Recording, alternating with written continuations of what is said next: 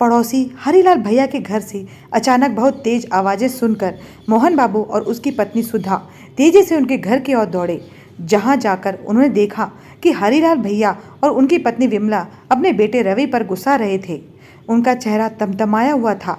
यह देखकर मोहन बाबू ने हरीलाल भैया से पूछा, क्या हुआ भैया, इतना गुस्सा क्यों हो रहे हो रवि पर? अरे यार मोहन, क्या बताऊं, सच इस लड़के ने दुखी कर रखा है। समझ नहीं आता इसका क्या करूं। ऐसा क्या कर दिया रवि ने? इतना अच्छा, सभ्य और सुशील आपका बेटा है, आपको तो खुश होना चाहिए। मैं क्या, पूरी गली रवि की तारीफ करते हुए नहीं थकती।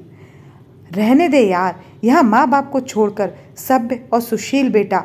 हरीलाल भैया फिर से गुस्से से रवि की ओर देखते हुए बोले, अरे हुआ क्या, बताओ भी। ये 2 दिन से ससुराल में जाकर बैठा हुआ था। अपनी घरवाली को लेकर आज बड़ी मुश्किल से बुलाया इसकी माँ ने।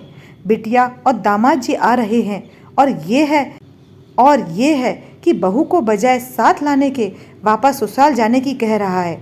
इससे पहले मोहन बाबू रवि से कुछ पूछते वही बोल पड़ा, चाचा जी, आपकी बहू के पापा की तबीयत खराब है।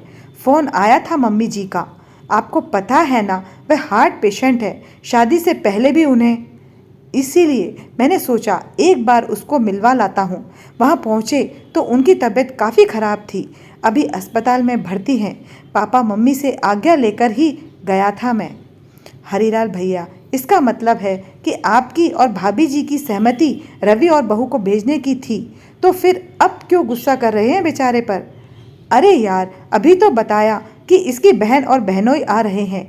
अब दामाद घर आ रहा है तो उसके सेवा सम्मान के लिए रवि और बहू को घर होना चाहिए था कि नहीं? इतना अच्छा दामाद है, जब भी अंजू बोलती है वह लेकर हम लोगों से मिलाने चला आता है।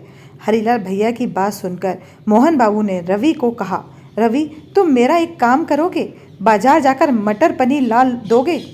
जी चाचा जी, अभी ले आता हूँ, कहकर मोहन बाबू से पैसे लेकर रवि बाहर निकल गया। ये देखकर हरीलाल भैया और गुस्से से बोले, तुम बड़े अजीब हो मोहन, बजाय मेरे साथ देकर रवि की डांट लगाने के उसे अपने काम से भेज दिया। हरीलाल भैया शांत हो जाइए और पहले पानी पीजिए। भैया आप ये क्यों भूल रहे हैं कि रवि आपका बेटा है तो किसी का दामाद भी, बिल्कुल अपनी अंजू बिटिया की तरह। वो भी तो किसी की बेटी को अपने पिता से मिलवाने गया है। अपनी बहू भी तो किसी की बेटी है।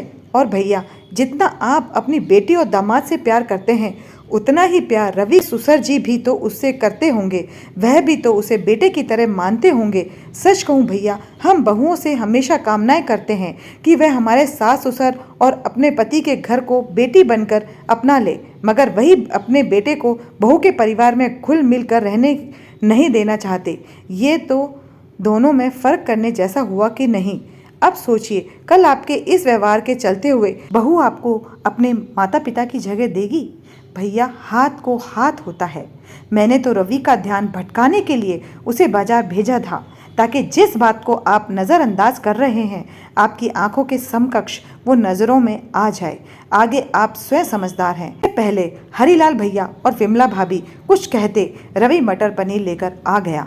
अचानक हरीलाल भैया रवि के कंधे सहलाते हुए बोले, रवि, अपने पिता समान ससुर जी का ख्याल रखना और बेटा, किसी भी रुपए पैसे खर्चते हुए परवाह मत करना।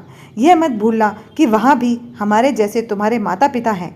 हरीलाल भैया की बातें सुनकर रवि भीगी हुई पलकों को साफ करते हुए हरीलाल भैया के चरणों में झुक गया। यह देखकर मोहन बाबू और सुधा मुस्कुराने लगे।